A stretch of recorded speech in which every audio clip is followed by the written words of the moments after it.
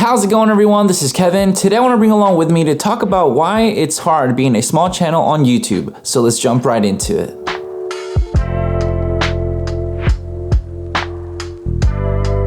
If you ever started anything from scratch, whether it's in sports, social media creation, you know the beginning process can kind of just suck. Whether it's content creating, growing your social media, starting a new hobby or a sport, we all can agree that starting anything new is always hard. You do go through that honeymoon phase where everything's exciting and new and you're ready to dive in. After a while, you start getting better and better and you start reaching that ceiling where you feel limited and stuck. As a small YouTube creator, I kind of felt that recently quite too often. I started this channel just having fun to create and keep myself accountable, and I still really like to do that every single day. One of the things that I do notice with being a small creator is how limiting your ideas can be because you don't have the budget or the gear that everybody's looking for, since every week we have new gear being released and you can't really just review it if you don't have the viewership to get those perks that the bigger channels get to do because they've hustled and paid their dues already. My goal with this channel has always been about just keeping myself accountable and creating content no matter what.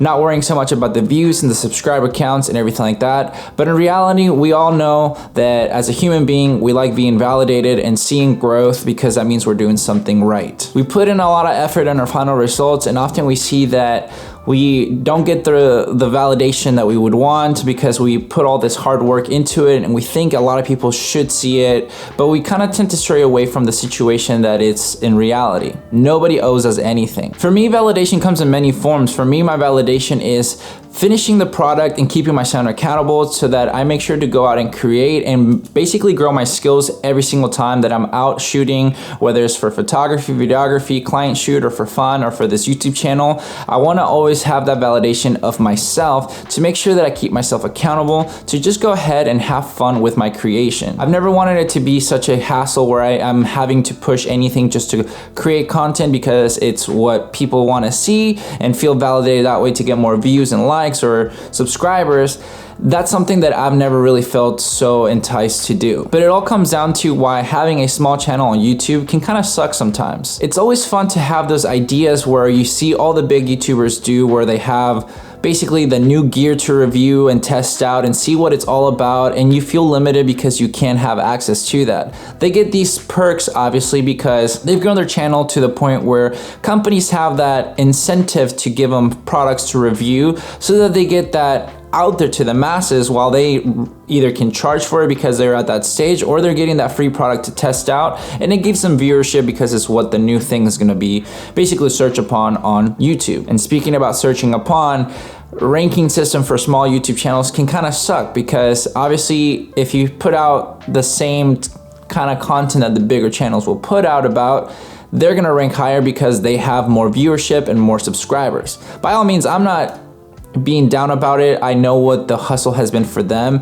and that's something that I strive to always overcome. I can see why people kind of get a little bit discouraged about, because I know it does hinder your growth when you're not coming up on the search bar results, or if you're not being recommended to other prospect of potential subscribers.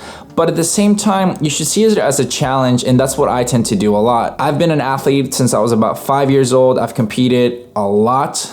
I've traveled the world because of it. I've gone to see places that I never thought I would have because of tennis. And it's something that for me, it really helps me out when it comes down to this content creation and just keeping myself accountable with my growth, but not getting lost in the way basically of my potential goals. Because despite all of it, I still find myself posting videos consistently, taking photos, and having fun with this channel. Would it be nice to have those perks that the other bigger channels have? By all means, yes. But I know that one day I'll probably get those perks too, and somebody's gonna be sitting where I'm at wishing they could be there.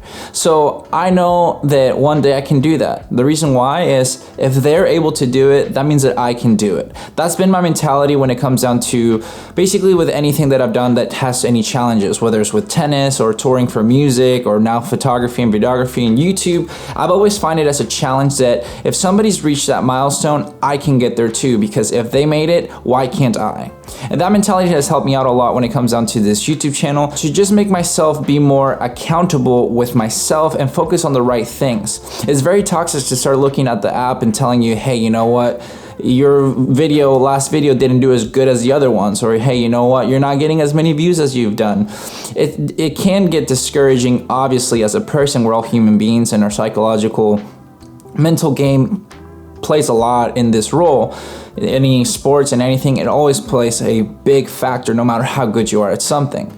But if you train your brain into that, you can kind of start seeing the positive about why being a small creator isn't so bad. Does it suck sometimes when it comes down to not being able to review the best of the best new gear? Of course. I don't have the money to just go out and buy every new piece of gear to review for the channel to grow, but eventually I'll grow enough that I can start working with brands that they'll see the value in me, and I can bring that value to you guys, whether it's posting the video about it and my honest reviews. So as you know, anything that I've posted on here is because of stuff that I've been able to buy myself to review because I've liked it, and if I've liked it, obviously I shared it with you guys, so it's my honest review because I've paid my hard-earned money for it. So whether I get to have these perks eventually or not, I'm still pushing myself to just stay relevant to my goals, staying consistent and working on my skills to just get better. That has been my ideology since the start of this channel, and I want to keep doing that no matter what, how much my channel grows or not. It's something that I'm doing for myself. And I'm bringing you guys along with me because it is fun to have people view the process that I've been doing, because I want you to feel inspired to know that if I'm doing it, you can do it too, because the people that have reached certain levels have been doing it, and I want to reach that level too because I know that I can if they have. But until then, that I can get those perks and growth and everything that I want to with this channel, I'm going to keep working and hustling away every single day to grow my skills and stay consistent posting these YouTube videos for you guys to watch and hopefully enjoy. But with all that said and done, guys, thank you so much for watching this video. Make sure to like and subscribe, share this video with a friend, and I'll catch you guys in the next one. See ya.